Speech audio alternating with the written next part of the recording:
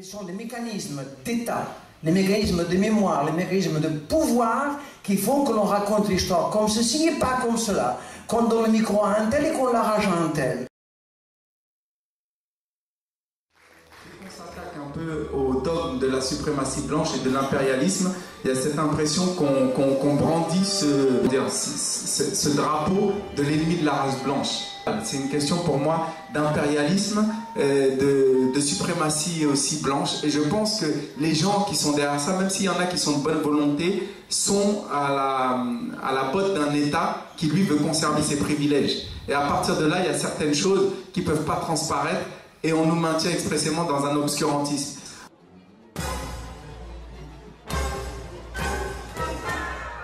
Puisque la neutralité n'est pas, et puisque le relativisme historique existe, je n'ai jamais caché que je choisissais mon camp, celui des Noirs, réduit en esclavage et maintenu en esclavage, et je n'ai pas changé.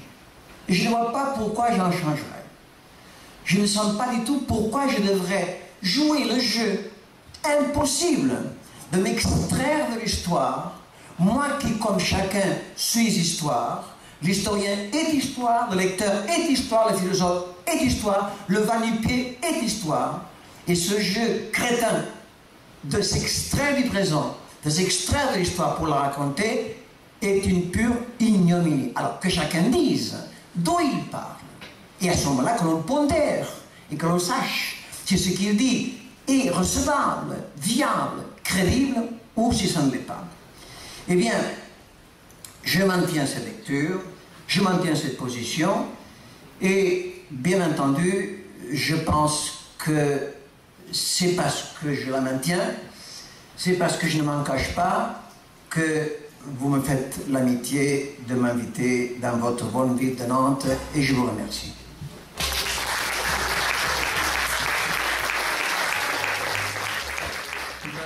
Vous avez parlé de... Vous avez choisi un camp, ou en tout cas on vous a mis dans un camp. Je pense que vous avez choisi aucun camp si ce n'est celui de la justice.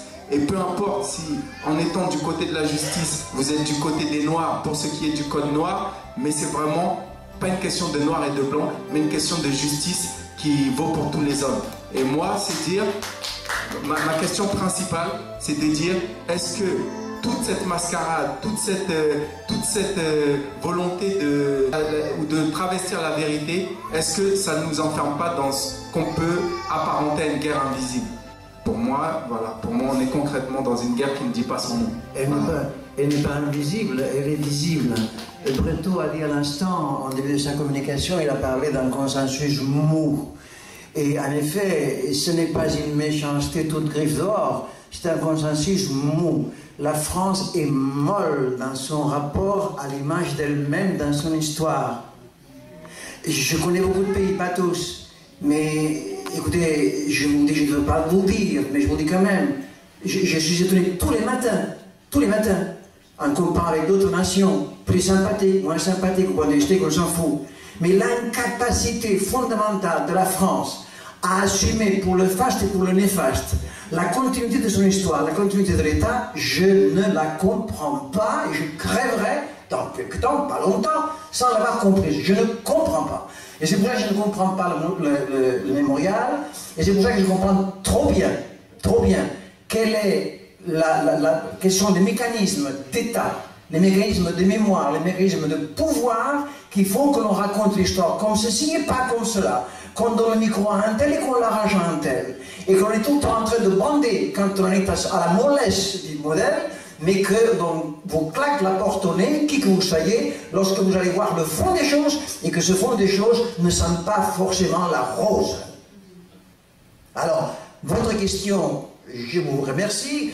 Mes choix, évidemment que, disons, que la fatalité ou la nécessité philosophique a voulu que je choisisse le camp des esclaves, parce que c'est le camp de la justice, évidemment, et je vous remercie de me l'avoir indiqué. Mais j'irai jusque-là. S'il fallait, ce qu'il ne faut jamais en histoire, ni en philosophie, ni en rien, mais s'il fallait couper vraiment la poire en deux, et si je devais prévariquer sur un point douteux de l'histoire, où je devrais choisir entre le pouvoir et ses manifestations.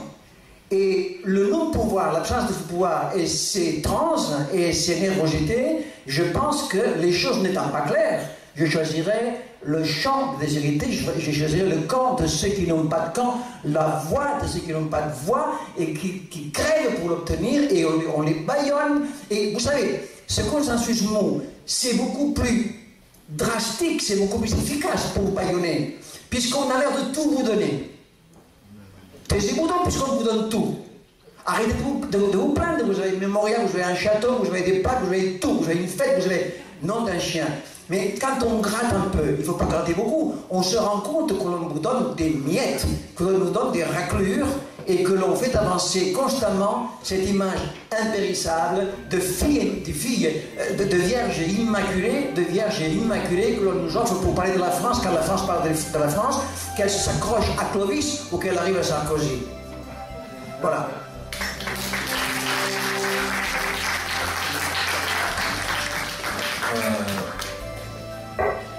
Est-ce qu'il y a d'autres questions qui surgissent là?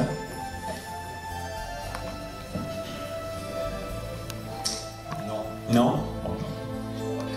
Luis Aragonès, on n'a pas grand-chose à vous offrir si ce n'est que cette affiche. Vous allez repartir demain avec cette affiche. Bien sûr. Qui aura marqué les 25 ans de l'exhumation du Code Noir. On sait très bien qu'il y a beaucoup de peureux, des gens qui ont la trouille de vous accueillir, mais nous, vous avez exhumé le Code Noir, nous on vous exhume. C'est clair. C'est très simple.